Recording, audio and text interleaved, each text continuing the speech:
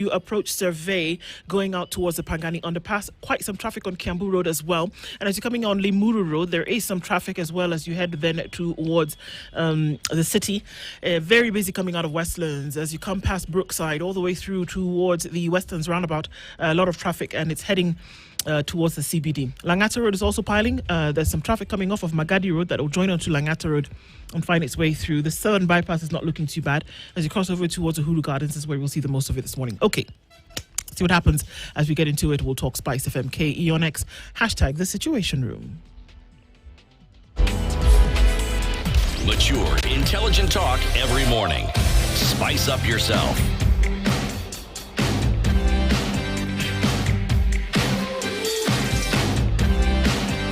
Mornings done right. 94.4 Spice FM, Nairobi.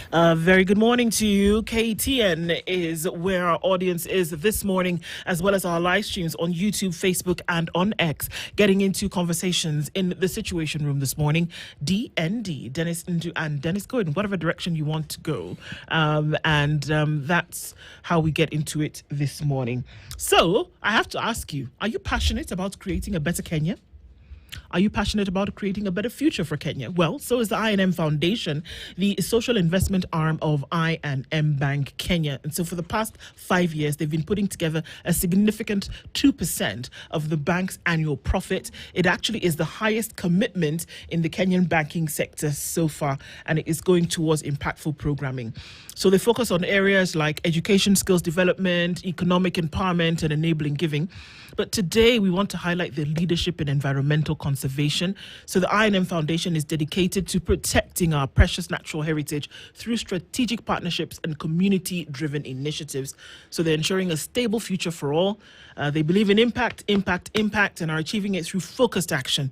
So as we renew our pact to keep impacting, learn more about the INM Foundation's vital work and how you can potentially collaborate by visiting IM Bank Kenya. I'm going to say that again, imbankgroup.com/foundation. That's imbankgroup.com/foundation to learn more, powered by INM Bank. And are you trying to save some money but finding it so hard to start? And what about when you need to buy something today? Well, I&M Bank has you covered. Achieve your dreams with the Fikisha Gold Savings Account, the easy digital way to save for what matters most. And for your immediate needs, use I&M's Buy Now, Pay Later, purchase items from your favorite stores now and pay in affordable installments. Save for tomorrow while living comfortably today. Get started now. So open your individual or solo biz account today via the I&M Bank on the Go app. So we're going to get into a conversation in a short while, waiting for Professor Naituli to join us. And it's going to be around the broad-based government and what is the pulse? Are we looking at unity or political convenience? And so those are some of the questions that we have been asking. And as we get into that, we know that we're getting into a week where the jitters are already about. And folks are saying, okay, so what is going to happen come 25th? We did see two things happen last week. One of them is that those who will come out to protest, the parents of the blessed souls who passed on last year, and unfortunately who did so through an act of violence, whether they were killed or they disappeared or turned up dead. Those who died, their parents are going to come out, their families are going to come out and hold a memorial for them. And then there's also, according to what the organized groups have said, that there will be a march towards Parliament and it will be a peaceful one. We did then see representatives from the police service come out and say, look, they have received the notice of this protest and that what they are encouraging is that everybody do what they need to do in a peaceful manner, but that they were not going to tolerate any kind of violence or ill behavior. So those two things happened last week. We heard those come out. My question is, that with the protest that we saw, it was an anti-finance bill protest, but beyond the anti-finance bill, it was a cry for the people of Kenya to be heard by those who govern. Across board, it was a cry to say, can we have proper governance? It was a cry to say, can we see corruption tossed out the window and never to be dealt with again? Can we see the extrajudicial killings that we see happen all the time, the forced disappearances, unaliving people in a wanton manner? Can we see all of this come to an end? Can we actually see that countries' funds are going towards what they said they would go towards? Can we see that education then is attended to? Can we see that business, that there's a conducive environment in which business can thrive? Can we actually see that happening? Can we see that infrastructure will be sorted out? Can we see that what you budgeted for money will be done? Can we see that pending bills will be paid? It was a cry. And even when we talk about things like mental health, when we see people acting out, we see behavior that is not normal. It is a cry for help. There is something going on that needs attention. So the question that we're asking is, a year later, come the 25th of June, which is in just 2 days, have we seen that there has been a desire to undo the things that were done that brought about the protests and the death and the destruction and the fear that we saw as a result of that? Are we better off a year later? You see, during the protest, there's the other call for proper governance. There was call for, a proper use of funds and accountability.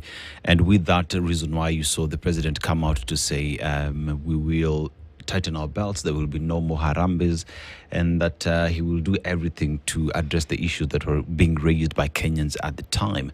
But you look at what has happened immediately, the president speaking on both sides of the mouth, coming back, giving donations in church and doing everything contrary to what Kenyans were raising. We're talking about a year later, what has happened. During the Gen Z demonstrations, we saw how many were killed, how many have disappeared. Until date, parents are asking to know the whereabouts of their children. Just last week, we saw Albert Ojwang's case. We saw Boniface Kariuki's case. The other gentleman in Mwiki who was shot by police brutality. The same thing that was promised to be handled a year ago, still happening a week to the commemoration of a year of what happened in the country. Do they care? We are now. Where? They don't, but you know what? If you look at a glance, the events leading to last year's protest, and just maybe to give it some context, what was so surprising, even to us journalists, the events that morphed to now the D-Day, which was June 25th, that none of us ever, you remember watching the screens, and for those who actually were in town, because I went for a few of those protests, to be honest. Nilikula tear gas. Nilikula tear gas, just trying to document what was basically going on. I spoke to police officers then. I spoke to young people then. And I'll tell you, right from mobilization, this generation is so misunderstood in so many ways, because if you look at the political awakening of what a lot of people are calling the Gen Zs, their protest was actually born out of economic frustrations. There was the issue of governance, transparency, accountability. The issues evolved even into a broader movement for political accountability. Not just accountability in terms of where our resources are going into, but political accountability. And what they were agitating for was independence from what you will call legacy politics. And there was actually a clip of this young girl who was talking about, Raila, we don't want you on the streets. You've done your time. You've pushed it as far as you could push it. Leave this to us now. So you look at the rejection of the political elites or their legacy, it generally points to the refusal of this Gen Z publicly saying, we want to represent ourselves. This is our moment. This is our movement. We are tribeless, leaderless, and this is how we want to stay, organic as it may look. So now when you look at what they were agitating for, where they were coming from, they know how the millennials and how the other generations have actually... these young people are not stupid. They're so informed. We may disregard their intentions, but they're so informed. Look, the whole idea was they feared that their movement, what they were agitating for, would be hijacked and diluted by politicians to the extent that they refused funding. To a large extent, they refused funding because the politicians who actually publicly said, we're willing to help you guys. We can mobilize resources. We can mobilize teams to come and assist you. And this guy said, no, No. we don't want your resources. Look at how the mobilization was done on TikTok. Look at how the mobilization was done on the X Spaces. Look at how people came together to put a pool of funds to help in buying masks, buying first aid kits, who was taking these people being shot in the streets to hospital? Yep. It was them. It was them. The doctors were not there Yeah. on the streets. They were taking these people being shot to the hospitals. Up until last week, that's the same thing we keep seeing. And so when you look at what they were agitating for, this thing has been diluted now by all these other organs that are coming in, from the hired goons to how police have handled this. And to some degree, I tend to take a backseat and zoom out a bit, because you can easily zoom in and lose sight of what else is going on here. If you zoom out, you can clearly tell there's a narrative. And the narrative is this: for the longest time, I think in our political class, the idea, I mean, have you ever asked yourself, when people are saying, tunataka tushikanishe nchi pamoja, tunataka makabila yote yawe pamoja, you stop and think, wait, am I even looking at you right now, Dennis, in terms of where you come from in your tribe? No. Do I have a conversation with you thinking, okay, where are you from? No. There is this narrative for years, and I've covered 3 elections before. There's always this narrative when we approach an election cycle where a conversation around tribe, ethnicity comes in. Yeah. And the issue of we are trying to make our country united. Every time is we want to make, then you're like, who is fighting? Yeah, exactly. Go to the ground. People are not fighting each other. So they will still peddle that same narrative, thinking the same way it has worked in the past years. It's going to work again this time round. And what this generation is then saying, and if you read through the protest, they're saying, you're not reading the mood of the country. Yeah. The politicians are not reading the mood of the country. They have no idea. It's like we're living in 2 different spaces. Absolutely. The pain and heart going here. You know, over the weekend, if you watch the news and you followed what was going on online, the mothers who are crying because of their sons who've been brutally murdered. Or they're in hospital next to their sons in ICUs. There are those who are preparing to bury their sons. You look at the cry of mothers. I've never seen a time when you have so many women in pain. You watch a woman cry on TV, crying tears and wailing in pain. And the politicians will go on business as usual. And you think we're in a normal space. No, you're not. It is not normal. Yeah. And that it gets to the point where it has been almost normalized to talk about it. It isn't normal. You know, it would be very different if you had the kind of deaths that we see and the kind of disappearances that we experienced a year ago. It would be very different if this happened as a result of natural occurrences. If people were ill and they died.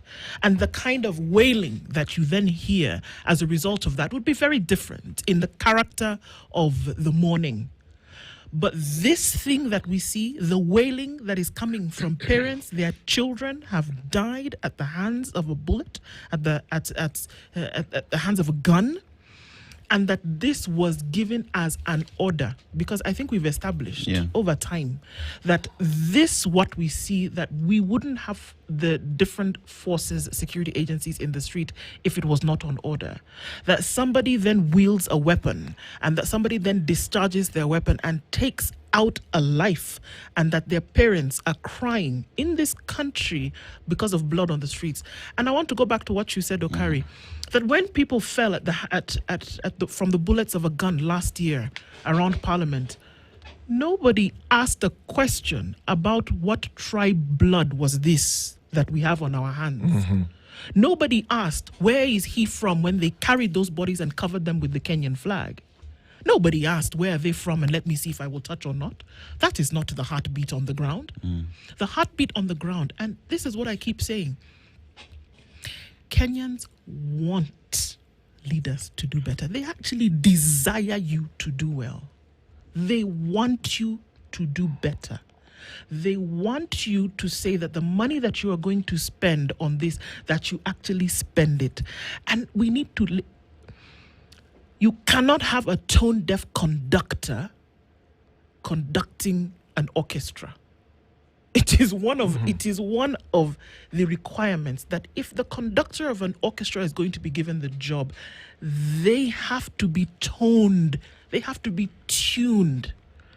What is the situation? You cannot be up here doing these things when down here there's crying, when down here there's death, when down here there's poverty, when down here your children will not go to school, when down here there's a potential that babies could die because there are no vaccines, when down here that your infrastructure is just as bad today as it was 15 years ago. Yes, you've made some inroads, that must be acknowledged, but if you're hearing that the general pulse of the nation is beating duller than it was 2 years ago, than it was 5 years ago, than it was 10 years ago, and you're not taking your stethoscope of governance and applying it to here so that you can then diagnose and do, we have a problem, and it must be addressed. You see, the sweetest part, rather the saddest part of it all is, with all this that is being said and being heard, they hear, they listen to what it is being said,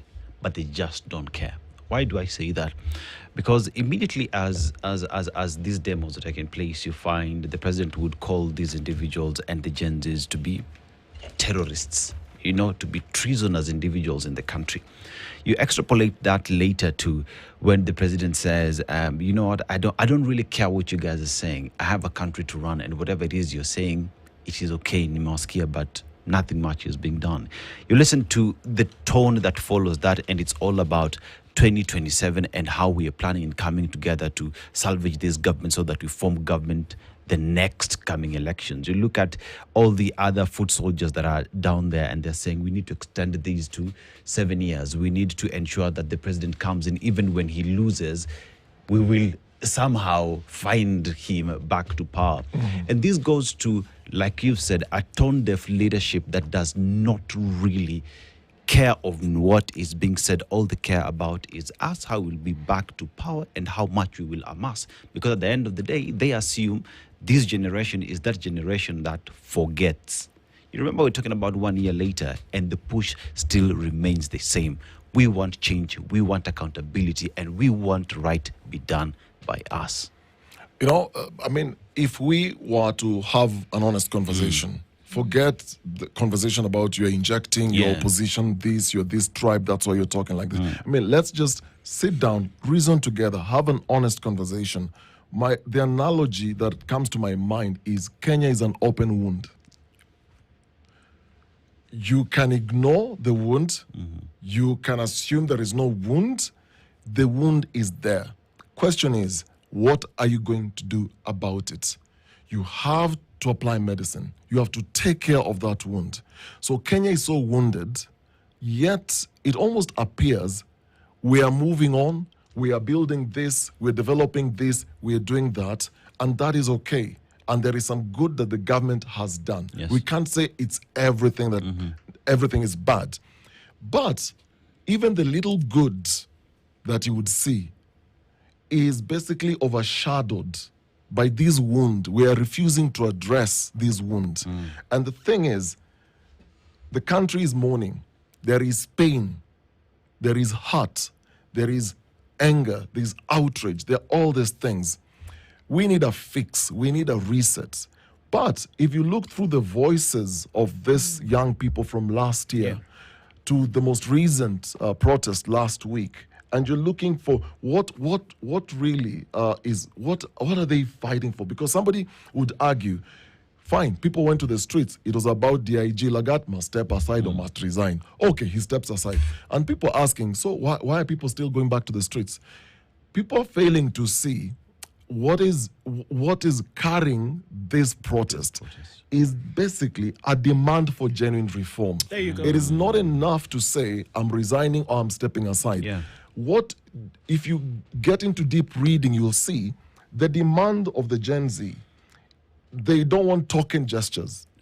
Tokenism is not going to work with this generation. And today, the political class assumes it is those days when, before an election, you'll go to a village, buy a few tanks, get a few lassos, get them branded, make some women line up, let them clap for you, We know, of course, they're paid. I mean, let's not kid ourselves.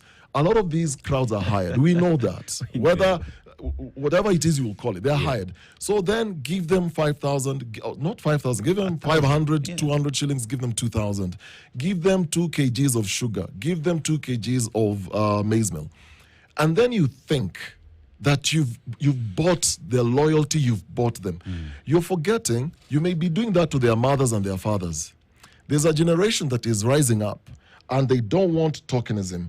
What they want a system change. What they want inclusivity in a government that cares for them. What they want is a youth-centered, policy-oriented priorities. They want to be at the center of this. They want to be involved. They want to be engaged. And that's why they pulled in the president. They said, we want you to talk to us directly. Don't send us your CSs.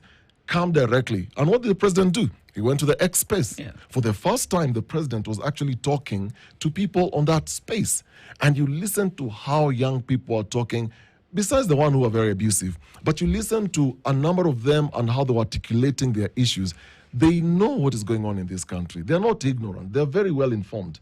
But now we get to a point where, as we are heading towards 25th, there's a whole conversation around the tension that is building between what I would call idealism and the political realities.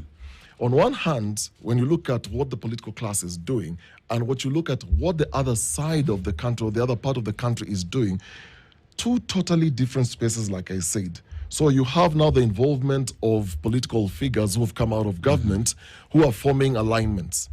And you look at the conversations online and you look at the comments, and what this generation is still asking is, this is not the face that is going to represent us. No, we know you guys are lying to us.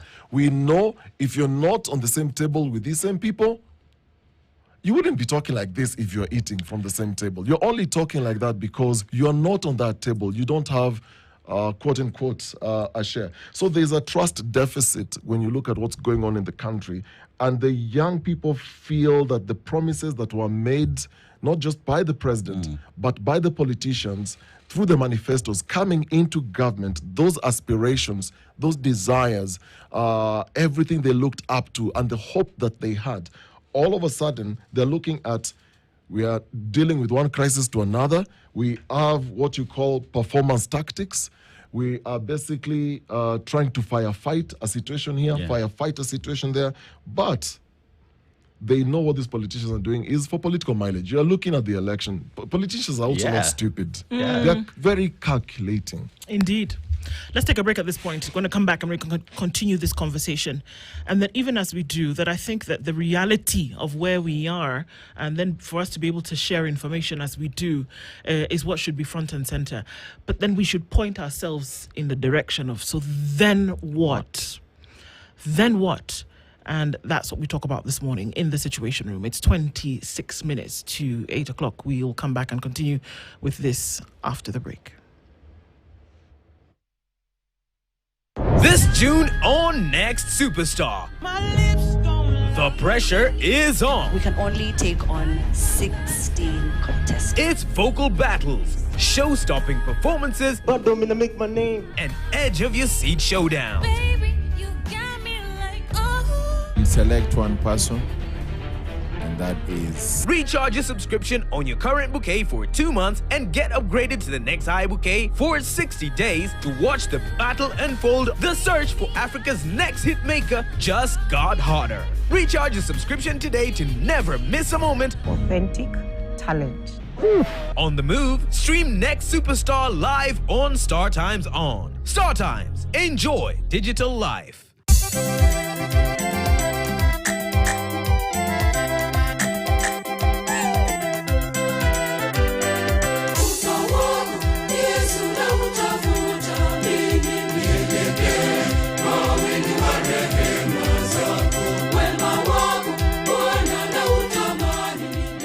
Dial star 811 star 801 hash to get this as your skiza tune. KTN, dear home.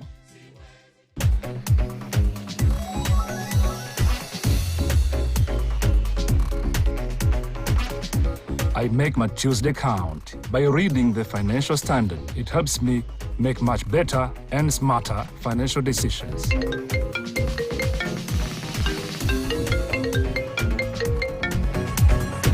setting the standard every day of the week. The Standard, Kenya's bold newspaper. For many of our smallholder farmers across the country, every planting season comes with uncertainty. And why? Because of issues such as unpredictable weather, pests and diseases, and poor timing. But what if the answers they seek are right here in the palm of their hands?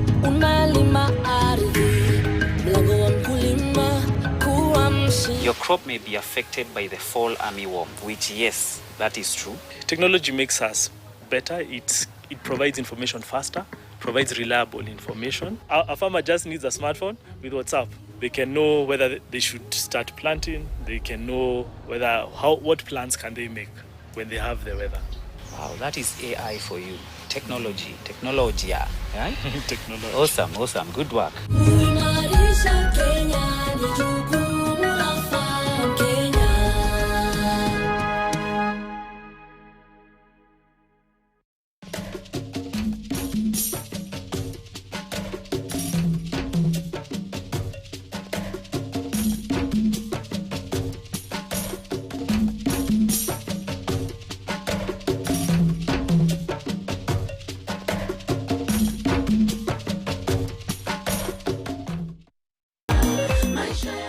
Dial star 811 star 802 hash to get this as your skiza tune.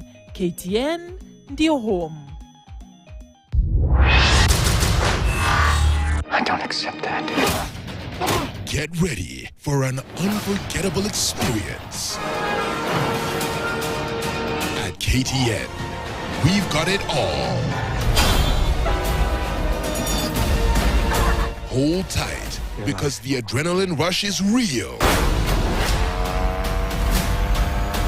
Our action-packed films will have you gripping your seat. Craving suspense? Hungry for adventure? Or just looking for that perfect escape? Whatever your mood, KTN is your ultimate destination for a movie experience.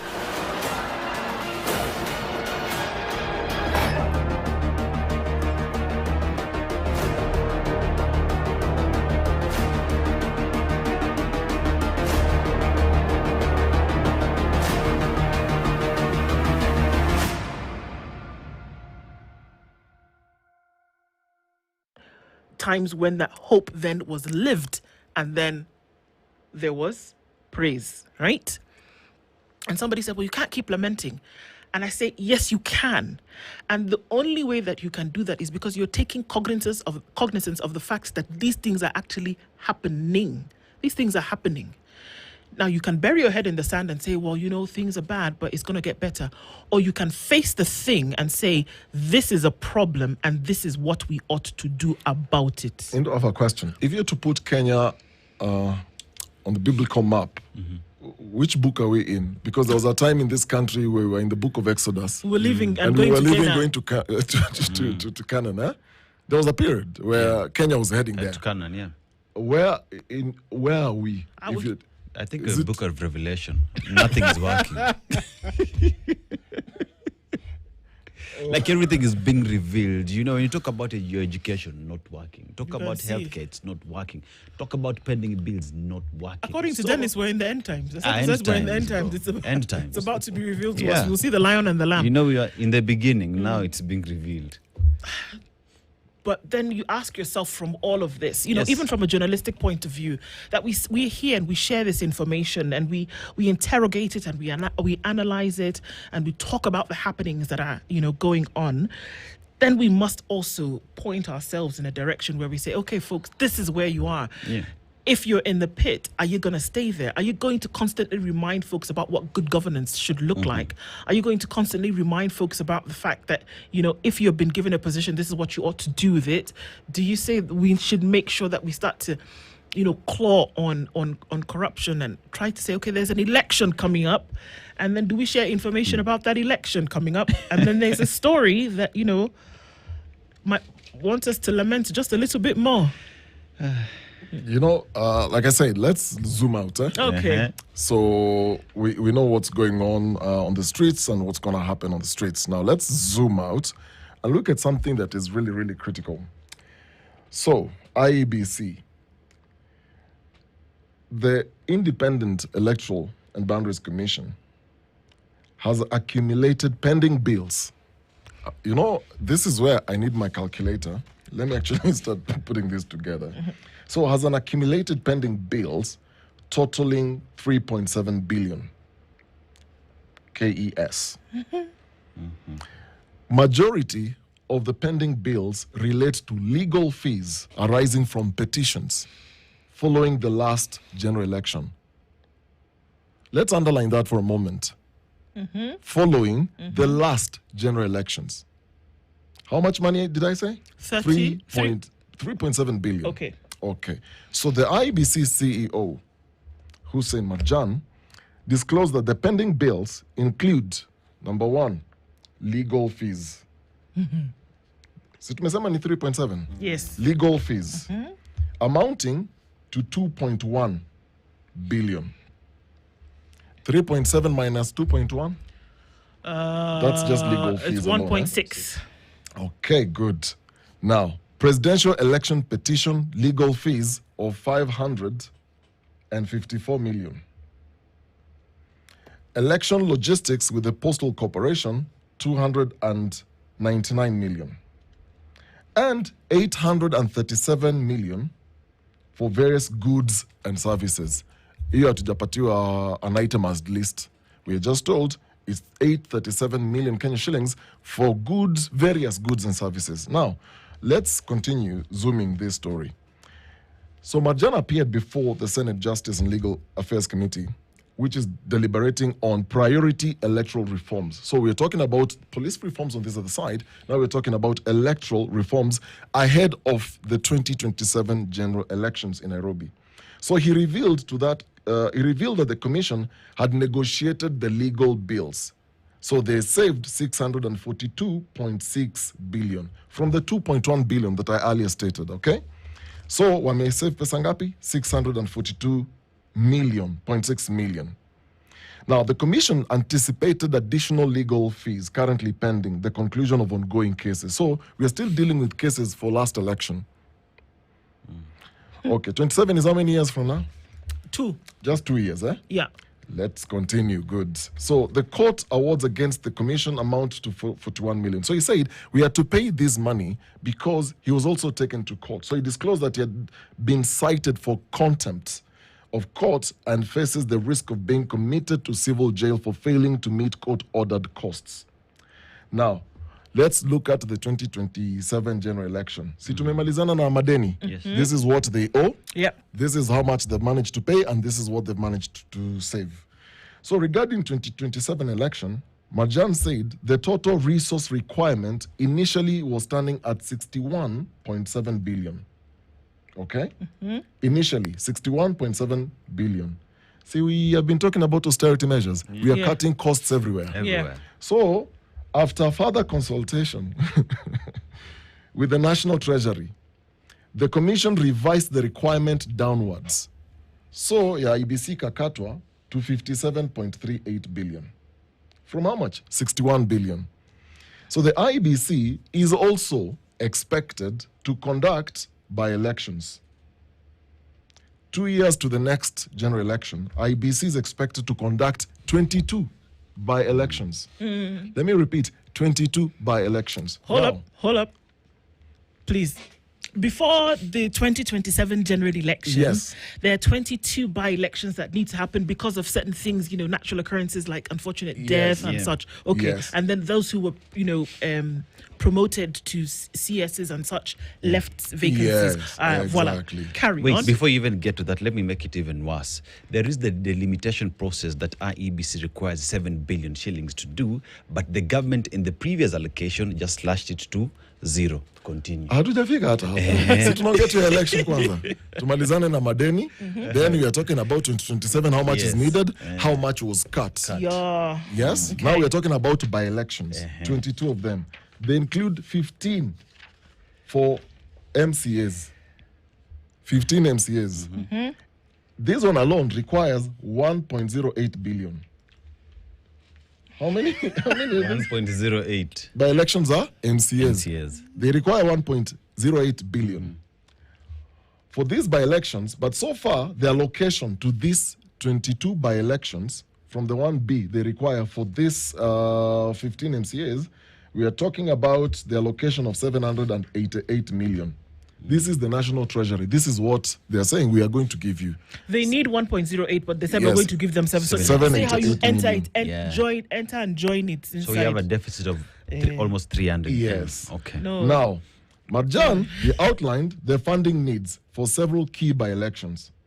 Let's start with the Baringo senatorial race.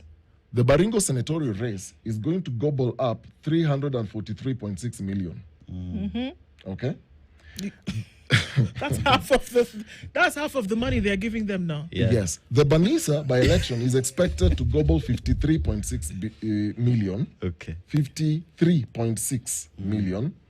Magarini will need 71.6 million. Ugunja's by-election is projected at 54.3 million. Malava, 67.8 million. Mbere North, 59.4 million. So, the committee chairperson established that we all need this money. My head hurts. There is Kasipul has not been included. No, because I can't go through the entire Just list. put It will take too 54 much million. money. I've just highlighted the key ones and how much money is going into all this. So, at a glance, when you're looking at all this, 61.7 billion is the total resource requirement for the 2027 general election. The amount was revised to 57. Now, IEBC is awaiting 6 MPs elections, 15 for MCAs and 1 for the senatorial seat that I've just mentioned. This is the money they required. 788 million is what they are being told. Mjipange na yo pesa. And already for 2027, there is what? A deficit. Money has already been slashed. They said they needed 67 billion shillings for the 2027 election. Yeah, 61.7 billion. That's what they said they needed. Yes. 61.7 billion. So it has been cut by how much? To 57.3. 57.38 billion. Yes. Okay. So almost 4B has been chomolead. Okay. This 788 million shillings that's supposed to go towards by-election, when did they say they're removing that money? When did they say they're removing that money? No, they expected to carry out these 22 by-elections, which I've said includes the 15 for members of county assembly MCAs. They require 1.08 billion. Yeah. I got that. But the allocation that they are being given by the National Treasury is 788 million. Okay, my question is, are they actually going to give them this? Has it already come out, this 788 million? Well, in Treasury language, money has been allocated. Okay. So allocated does not necessarily mean it's in the account. It's we are saying, Ndu, I'm allocating 2,000 shillings for your lunch today. Doesn't mean that it's hit your phone or it's in your account. Doesn't mean that's in your but your purse. you in your mind you've allocated. You have allocated. Yeah. Whether it reaches you or not is a totally different story. Yes. But then also let's look at the timeline. When constitutionally we should not have had vacant seats for more than 90 days. According to the Constitution, if by natural reason, whatever, a seat becomes vacant, the Constitution says that within 90 days a by-election should have been held, called by the IEBC, etc., and a new individual has been put in place. I would say that a number of these seats have been vacant for 6 months, going to 9 months. Some of them fresh, but some of them have been there for a very long time. If we see that is the trend, is it only money? Number one, they were waiting for an IEBC to be properly constituted, which even though it's against what the court said, hang on, but then we've still gone ahead and, put the IEBC in place. What timeline are they giving? Because remember, there's so many things that are happening at the same time. By-election is over here. Continuous voter registration and education over here. The boundaries which are needed to delimitation over here. Before you now start to prepare for election proper is over here. Sorry. In terms of a timeline, and maybe somebody can tell us, when is this by-election? Because the people have a right to representation under the Constitution. When do we see that these by-elections will actually take place? Mind you, we're already in June, or we're getting into a new financial year from the 1st of July. When do we see that this will actually happen? Because, 2025 more or less is over. Hello? Somebody in the room? Hello? You see, when it's dead silence, tells you there is no proper communication that will happen, if at all there are any plans for that to happen. Because we talk about IEBC, the allocations they've requested for, and the cuts that they are facing. Everything to them right now is very difficult, and all that seems that they're focusing on is 2027 general election. I think people are stressed. No, in fact, you know what? I had on Friday, I had an overwhelming moment, like I couldn't breathe, having a panic attack. I think that Kenya is having a panic attack. There is actually too much going on, and these are the manifestations that we see. That every sector that you look at, there is a problem. I think that's too much on the plate. You have indigestion. It's just not working. And you can't tell me otherwise. That so many things are going belly up at the same time. You see, the things are belly up at the same time. But if the leadership would just pause for a moment to listen to what is being said and do, to listen to its professionals within the system, and intentionally decide to tick everything a box after the other, this country would not be belly up. All this is designed chaos. All this is designed chaos so that everybody keeps talking while they do whatever it is they know how to do best. Tuongee Kiswahili Kizungu. So, we've had vacancies accumulated since 2023. So you have seats in parliament and county assemblies that have been vacant due to death. Or resignations, or people have moved court process, or people have moved into government, so you can't go back to your seats. But by-elections couldn't be held without a functional IEBC. And that's why, for the longest time, there was the outcry, we need IEBC to be formed. Yeah. We need IEBC to be formed. We need the full roster of commissioners, in effect, to start carrying out their legal mandate. Because as it stands, you need a by-election, but you have no commission. When was the new team constituted? In May. Yeah. Yes. Naachia hapo kwa sasa. Is there any plan of communication on any by-elections that would take place? Hata mimi nimeachia hapo. I think there's too much. You know what? I think too much has gone wrong for too long at the same time. And so right now, you actually don't even know which problem you're going to pick and how you're going to tackle it. So things are just boiling everywhere. But, this one is burning, this one is boiling, popcorn is... They've removed the cover, it's everywhere, just jumping about. But the law is very clear. Is it now? The law is very clear. Teacher. No, it's not a laughing matter, but finance. So we have all these issues, but see, another problem we have is to maintain and refurbish status. No, in fact, Bas, you know what? How much was that money that you called, Dennis? Thank you. That you said that they were using to do State House. Wait, let me show you. How much money? You said it was 800 and something million, Abi. Do you want me to go through that? It was 800 and something million. Yeah. They've not spent the money yet, right? No. So you see this 788 million that Treasury is saying that they need to do, they're going to send to do elections, by-elections, which are a constitutional requirement. They can just take that money and give these guys this 788 million that they need to do by election. Let's do the math. And they can do it by September. Let's do the math. Yeah. So they've been given 788. Yes. From the initial 1.08 they were asking, right? 1.08 billion. That's what IBC was asking. So Treasury has given them 788. Now let's add 788 million to the 800 million that has been allocated for State House renovation.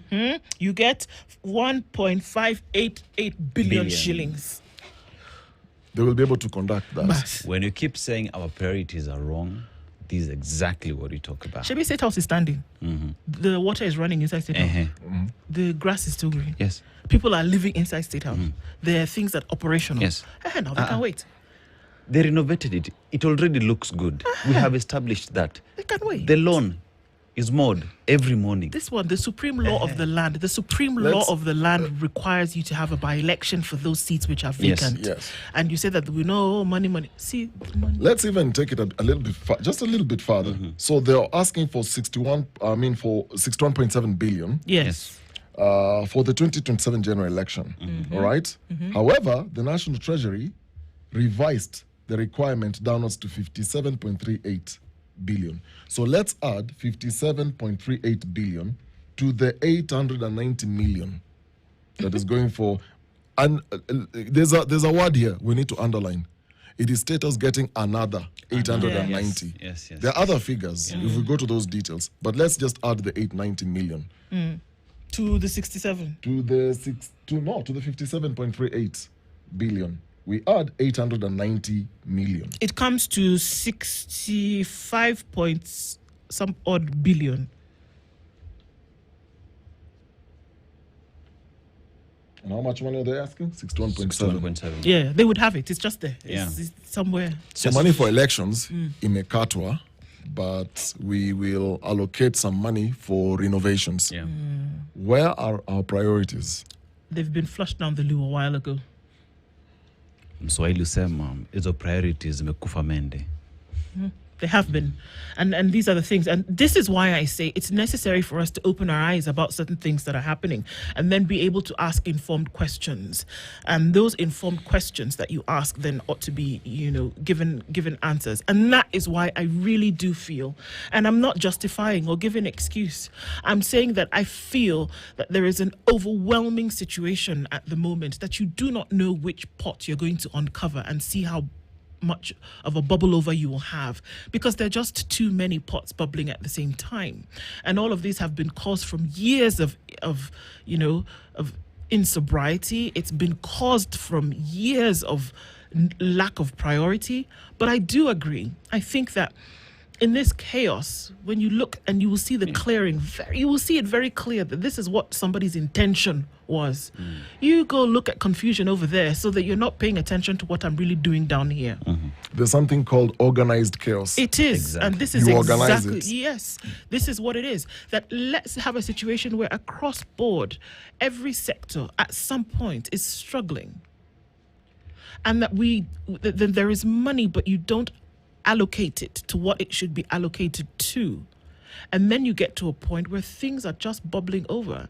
And so somebody would ask, so why would you do that? If you're in a position of leadership, why would I intentionally sabotage? I said, well, intentional sabotage is a practice that has been used by many people for many years.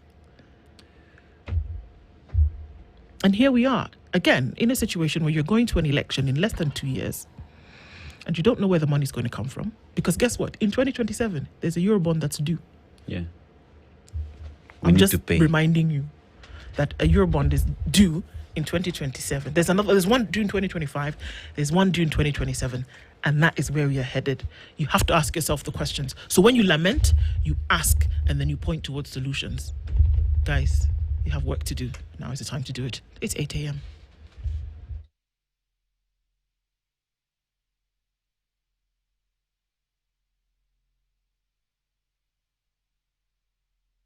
Every now and then,